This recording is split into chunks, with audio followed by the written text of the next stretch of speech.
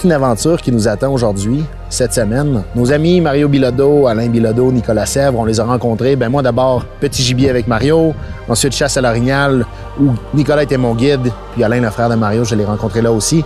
On s'est liés d'amitié, notre équipe, la leur, assez rapidement. C'est vraiment des passionnés de la chasse. Les gars sont là pour une chasse aux chamois dans les Alpes. Les Alpes, on sait, ça touche à 8 pays, donc une belle chaîne de montagnes mythique. Daniel et moi, on a levé la main, on dit on peut y aller? Certainement. On s'est joint à eux, on vient faire une belle chasse ici. Nicolas a été ici un guide, un gestionnaire d'un territoire pendant une quinzaine d'années, donc connaît le secteur comme le fond de sa poche. Les paysages vont être assurément incroyables, à couper le souffle. J'ai hâte de voir ça, on le voit un petit peu quand même déjà les crêtes, mais c'est brumeux, énormément de vent. Ça va tomber seulement après-midi, ça risque d'être difficile pour ce matin. Donc Nicolas nous a expliqué qu'il ne va pas trop pousser, ça donne rien de s'épuiser, on a plusieurs jours en montagne à faire. Le souffle est court, l'oxygène est difficile à trouver. Il faut calculer nos pas, nos distances. Ça va être toute une aventure. Les tirs vont être loin, 200-300 mètres avec le vent, les inclinaisons. Donc les tireurs vont devoir être très précis. Ça va être quelque chose. C'est parti.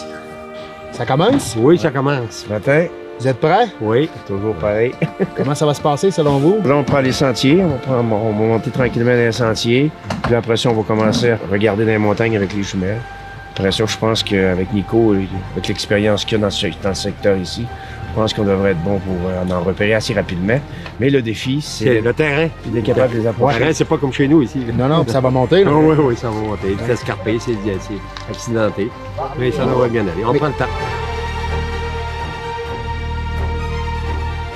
C'est quoi la stratégie? On a commencé l'ascension un petit peu. Commencer l'ascension, on voit que le temps est vraiment fermé, bouché. Hein, on appelle ça la bouchée. Il y a des nuages qui dégueulent à cause de ce grand vent. Il y a le vent qui va nous gêner, puis la visibilité. Fait qu'aujourd'hui, on va y aller doucement. Si on a une chance que ça se lève, que la météo soit plus favorable, là, on va être un peu plus actif. Est-ce que les chamois bougent moins dans des conditions comme ça?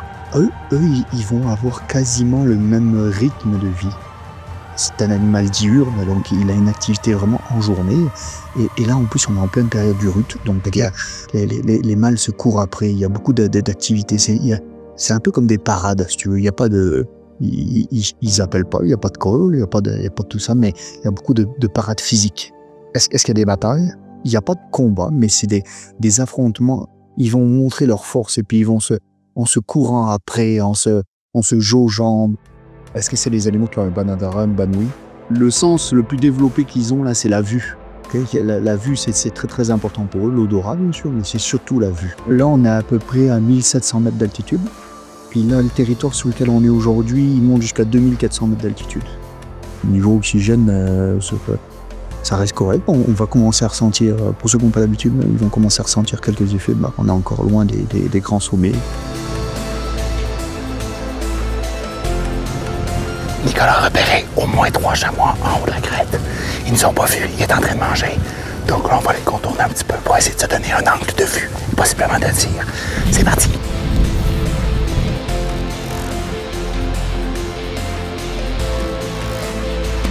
On va monter tout doucement, là. Okay? Puis il y a un endroit où on peut spotter, là. On va attendre là, OK? On va voir ça. Il faut que ça s'ouvre. Les nuages se dissipent enfin et Nicolas aperçoit un magnifique chamois à environ 200 mètres. C'est Mario qui va tenter de récolter notre premier chamois du voyage.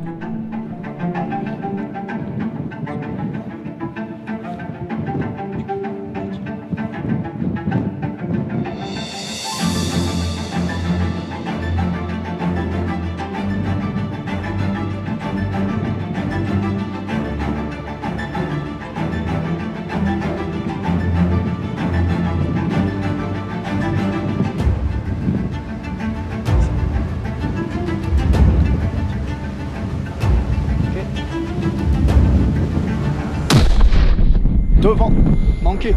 Recharge Mario, recharge. La taille s'avance.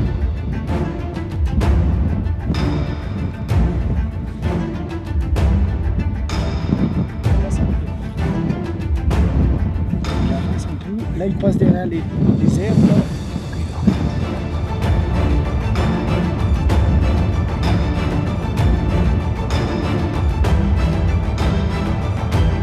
OK.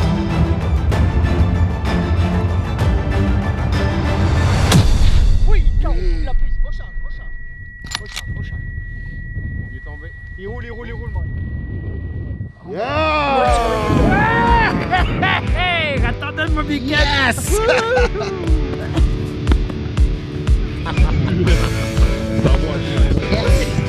Super, vraiment, j'ai manqué le premier coup, mais il a descendu un petit peu. Alors maintenant dans le scoop. De toute beauté. Ton bravo, Mario. Merci. Bon. Merci pour ta biquette. Ta petite biquette des balles.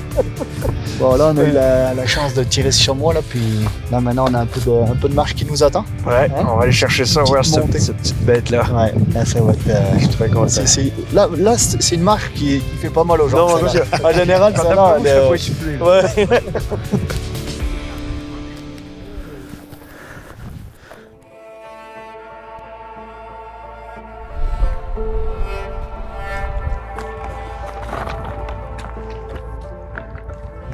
Moi, ce beau bouc, Mario. Ouais. Puis regarde là ce qu'il a. Pas le chance de venir souvent. C'est un mâle, c'est un bouc, hein. Puis regarde, on est en période de lutte. Regarde les glandes qu'il a là en arrière des cornes. Là. Pour marquer son territoire, il va frotter contre les branches et tout. Ah puis ouais? comme ça, c'est son identité, c'est ça. Les gars! Ça, c'est un mâle de combien d'années? Il a 5 ans. 5 ans? Tu sais, Mario, ce qu'on disait là sur les sabots là, des chamois. Oui. Tu vois, il n'y a pas de peau entre les sabots. Ok, c'est pour ça qu'ils se tiennent bien entre des Ça roches. fait que dans les roches, là, Ah, tu vois, ouais, ils sont capables de se mettre dans des positions puis accrocher sur une paroi. Là. Chamois! Les Alpes.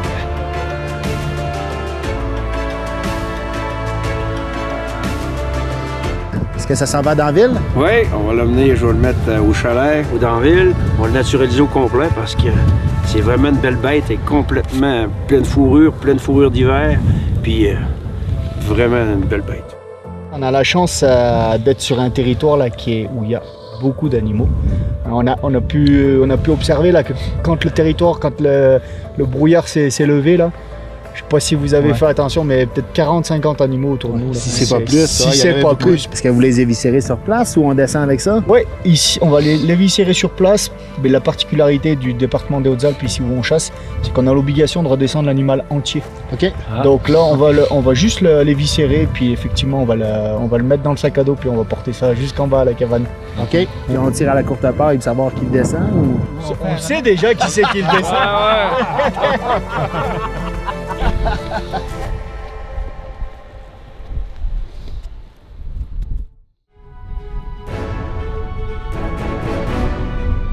On poursuit notre journée dans les Alpes françaises. Mario vient juste de récolter son chamois, puis l'équipe se prépare à redescendre la montagne. On va rester vigilant parce qu'Alain est aussi à la recherche de son chamois.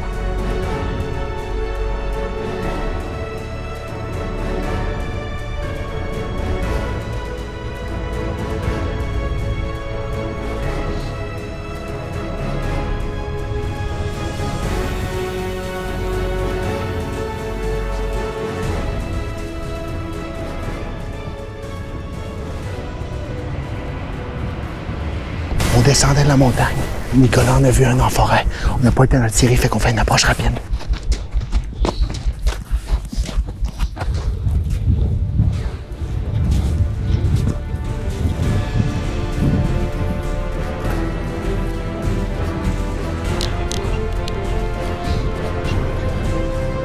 Hey, tu l'as ou pas? Moi, je suis correct, Nico, oui. Go.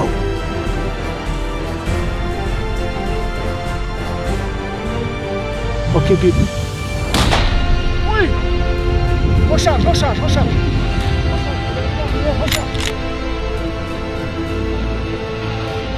Il déboule.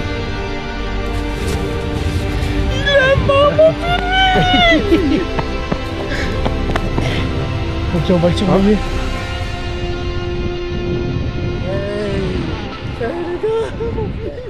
Tu y croyais celle-là? Bravo! Merci. Là, on a pu voir les années d'expérience. T'as vu comme il a fait? Il est rentré dans le bois puis il est sorti de l'autre côté. Ouais. Il est comme en train de pister là. C'est un bouc, c'est toujours un bouc là. Puis il est en train de pister son territoire là. Puis on a vu le groupe de 12 femelles là qu'on a vu passer tout à l'heure là. C'est à lui ça. Ok, ok. Là, il est en train de respotter tout son territoire, voir s'il n'y a pas un autre bouc qui est en train de gêner. Il rassemble son Il propos. rassemble et puis il va marquer, vous vous rappelez avec les glandes là qu'on a vu tout à l'heure, Ouais. comme Mario. Ouais. Ben lui, il va marquer son territoire partout. Il va passer dans les petites trains, frotter ses glandes. J'ai entendu un shot, ça fait ch'tou! En tout cas, les petites montagnes russes, là. On va pas me mettre ça un peu plus plat. Ah, ouais. Fatigué un petit peu. Le sang! C'est bon!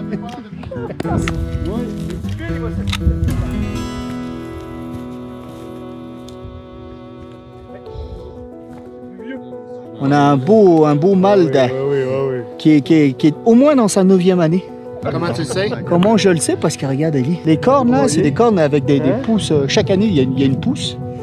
Puis là, regarde, c'est sa corne de cabri, là, de jeune de l'année, la corne d'éterlou, les 3 ans, les 4 ans, les 5 ans. Puis à partir de 5 ans, c'est des anneaux millimétriques. Donc après, on va tous les compter là. 1, 2, 3, 4. Il y en aurait 4. Plus les 5 de tout à l'heure, il a au moins 9 ans. OK. C'est un animal dans sa 10e année. Puis ça vit jusqu'à? C'est un animal, le chamois, qui peut vivre plus de 20 ans. Les femelles, elles vivent beaucoup plus longtemps. Elles ont une vie un peu moins sportive, on va dire, un peu moins chaotique. Eux, ils courent beaucoup, voilà, ils ont une vie. Et puis, ils sont beaucoup plus chassés, les mâles, que les femelles. OK. Puis ça explique aussi ça. Puis la réglementation ici dans les Hautes-Alpes, elle est très particulière. C'est que tant que les femelles ont des cabris, on n'a pas le droit de les tirer. Tant qu'elle a un jeune avec elle, on les préserve. Et puis un chamois ici, les femelles, elles vont avoir des petits jusqu'à 12, 13, des fois 14 ans. Donc en fait, une femelle, à part, on va la tirer peut-être quand elle est cabri ou éterlou. Éterne, on dit pour les femelles, mais dès qu'elle va avoir sa première naissance, et ben là, quasiment les 10 prochaines années qui suivent, là, elle est préservée. OK. On ne la chassera pas.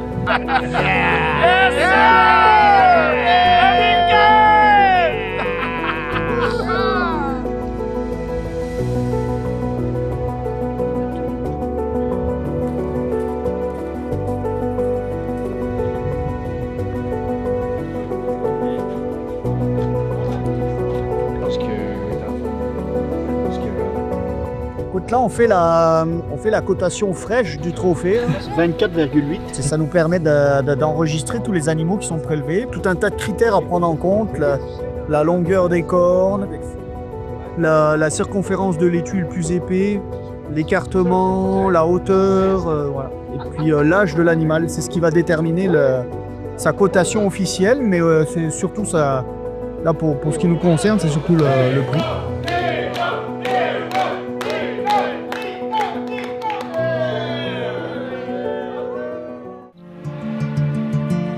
Deuxième matin de chasse. Hier, ça a bien été. C'est quoi le plan de match aujourd'hui? Aujourd'hui, on part à la recherche d'un éterlou. Un éterlou, c'est un chamois qui est dans sa 2e année. OK. Et éventuellement, si on a de la chance, on pourra même essayer de prélever un chevreau. Le chevreau, c'est un chamois de l'année. Pourquoi tu dis si on a la chance? Est-ce que c'est plus difficile parce que les mères leur apprennent à sauver? C'est pas plus difficile, mais c'est des animaux qu'on va retrouver au milieu d'un gros groupe, ce qu'on appelle une chevrée.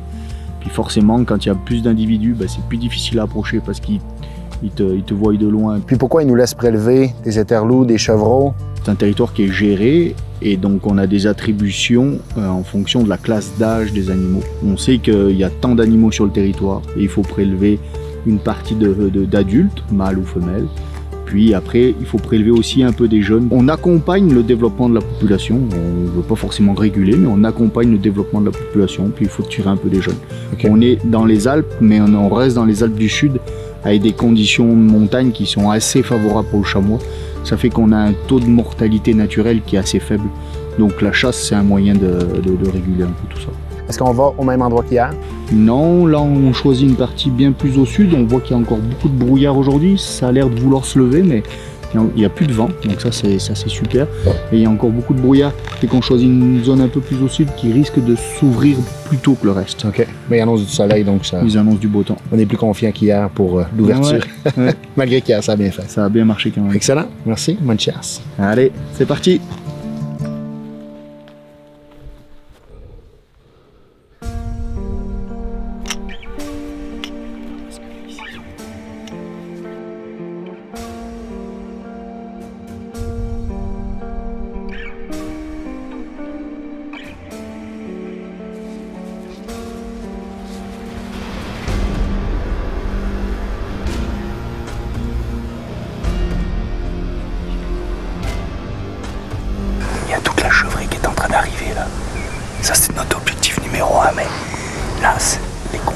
fenêtres sont ouvertes, c'est parfait, parfait. Puis ils peuvent descendre à tout moment, il y en a un qui peut débouler là. OK.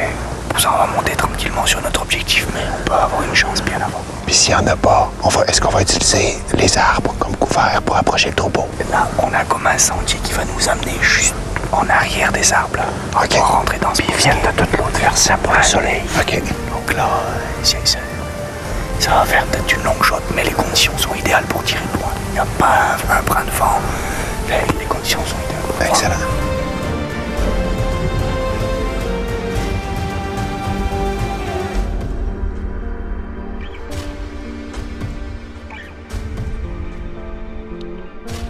Il y a plusieurs chamois sur la crête, mais on est trop à la vue. Il y a trop de paires d'yeux sur nous, donc ils ont décidé d'y aller en petit groupe. Nicolas, le tireur, avec Daniel.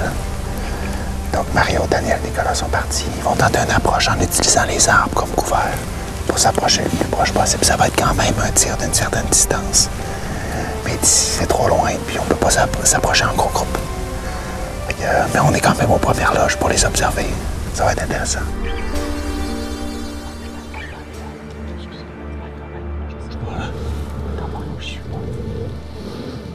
Est-ce que tu l'as, Dan? Dan?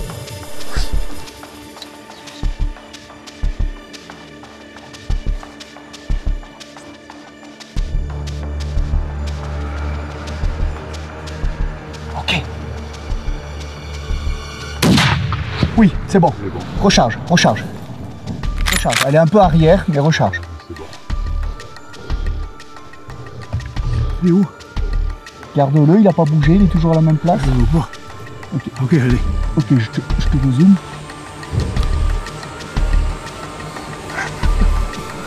Maintenant.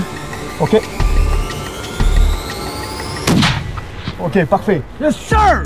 Mon ami!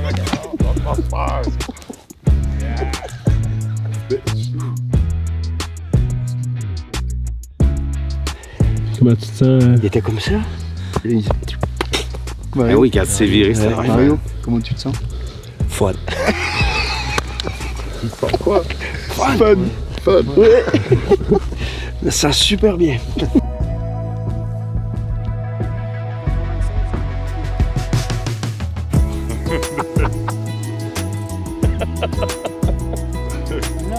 Un an et demi. Les yearlings.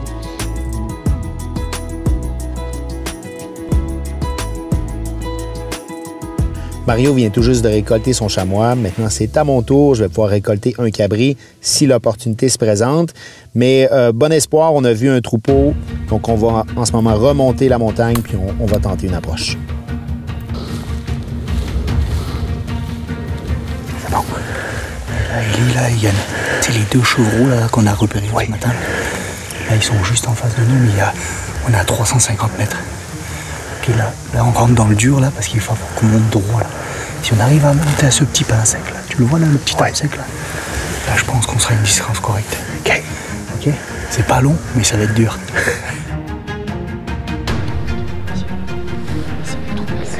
Le plus à droite, c'est un adulte. Juste à sa gauche, il y a deux chevreaux. On va en tirer un des deux. Comment tu te sens, là? Tu glisses pas trop? Non. OK, ouais, là j'en ai deux collés. Il y a la femelle, la grosse, qui s'écarte un peu. Ouais, je l'ai. Okay. Là, lui, on peut pas le tirer parce que vu que c'est un tir montant, on risque de choper la femelle qui est derrière. Ouais. Mais tu veux que je garde lui? Reste sur lui. Ouais. Arme. OK. Là, il y a le gros mâle qui est en train de pousser la femelle. Là, le petit est resté là. Le chevreau, il reste mangé, tête à droite. Ouais. Ok, quand tu veux, tu peux tirer. Attends, ok. Tu l'as, Dan? Oui. Derrière, recharge, t'as manqué. Ok, les 4 chamois, le plus à droite. Ok.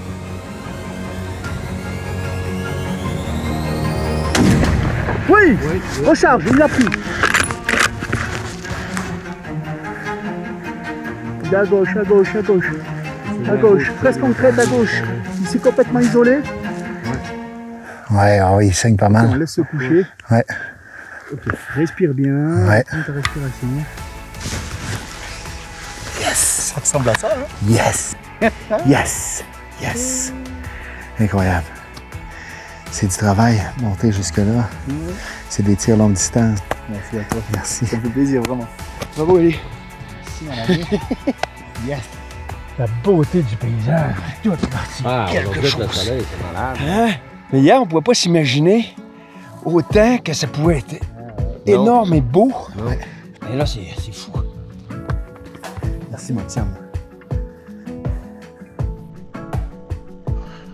Incroyable. La vue, là, puis en haut, c'était tellement beau. Là, on voyait l'autre côté, les montagnes.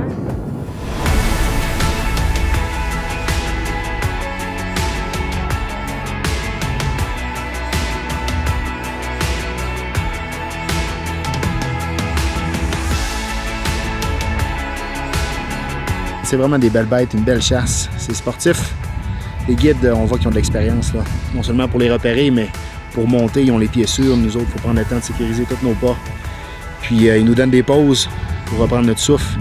Parce que même si on va lentement, là, on voit qu'on manque un peu d'oxygène et qu'on n'a pas la pratique. C'est tellement des belles bêtes, il y en a beaucoup. On voit qu'ils font attention à leur population, puis ça porte fruit, là. C'est fou. Puis en plus, avec la belle gang qu'on a, là. Vraiment, belle aventure. Belle chasse, messieurs. Oui, super. Bravo. Super. Bravo. Merci, Nico. Merci, Manu. Bravo. Merci pour l'aide. Toute une aventure. C'est vraiment l'image qu'on veut faire de, tu sais, Crow-de-Fish, Crow-Donne. On a connu Mario quand on est allé faire un tournage à sa pourvoirie. Ça a cliqué tout de suite. Tu avais déjà connu Élie par le passé. Oui. Ça avait cliqué aussi. On est devenus des amis assez rapidement. Puis en prenant un verre, tu nous as invités à joindre à vous avec Nicolas ici en France parce que Nicolas était guide. Puis ça n'a pas été long, puis on a embarqué, puis on est là. C'est ce que j'aime le plus, justement, le côté fraternité, rassembleur, puis ces amitiés-là qui se créent. Un gros merci, sérieusement. C'était fun. Merci à vous. Merci. C'était vraiment avec plaisir. Merci, Manu. On va le faire, les gars.